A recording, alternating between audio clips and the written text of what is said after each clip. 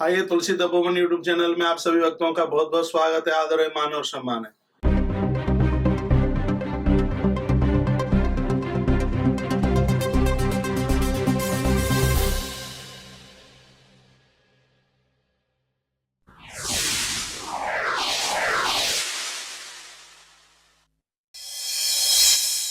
बोलिए बांके बिहारी लाल की जय हो।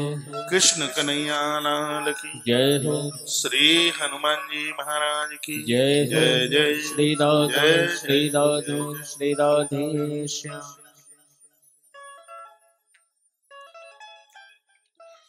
इस कथा को आप एक समय भी भोजन लेकर के सुन सकते हो। हमने 11 बजे से वैसे कथा इसलिए रखी थी, शुरू में यही सोचा गया था कि ये सौभाग्य तो बार बार तो मिलेगा नहीं कथाओं का, और लोग 2 बजे तक तो निराहार भी रह सकते हैं, हल्का फुल्का दूध चाय लेके फल फ्रूट लेकर के वो रह सकते हैं। पूरे घर के लिए नहीं है, कोई घर में एक व्यक्ति रह ले, क्योंकि आहार छोड़ करके अनुष्ठान करने की महिमा कई गुणों बढ़ जाती है।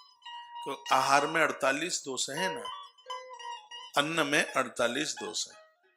वैसे भी उस व्यक्ति की उम्र बहुत ज्यादा बढ़ जाती है जो भोजन कम करता है। गीता भी कहती है भोगान भुगतान, पहले आप भोजन करते हैं, बाद में भोजन लोगों को भोगना शुरू कर देता है। तो इसके ऊपर तो जितना कंट्रोल होगा उतना कम। लोग दिन में खाते ही रहते हैं, फिर खट्टी डकारें लेंगे, उन्हें उबासी आएगी, मुंह सुरसा की तरह खुलता ही रहेगा उनका, फिर चुटकियां बजाएंगे। इसका अर्थ है आप ज्यादा खाते हैं और वह पचता नहीं है। इसलिए अनुष्ठान में आहार को जीतने की बात कही गई है। आहार जीतने वाले तो लोग बड़े योगी बन जाते हैं। पूर्व में ग्रंथों में यह वर्णन किया गया है कि महापुरुषों की उम्र लाख लाख वर्ष हुआ करती थी। 60,000 साल तो तप ही किया है विश्वामित्र जी ने।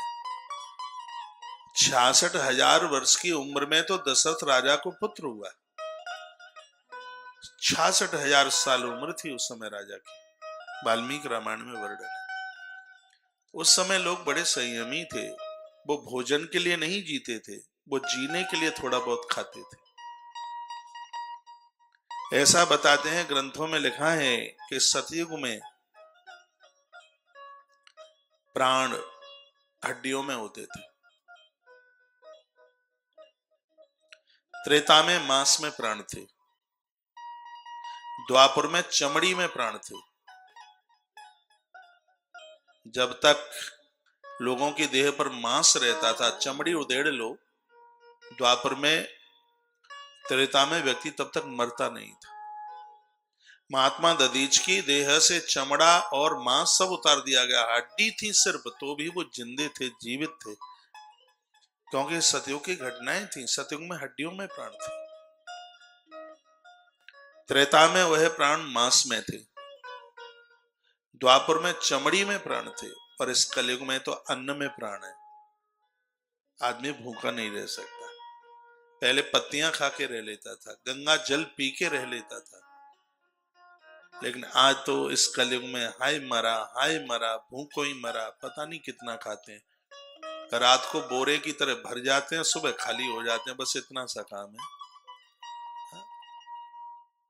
खाने के लिए। इसके ऊपर संयम हो।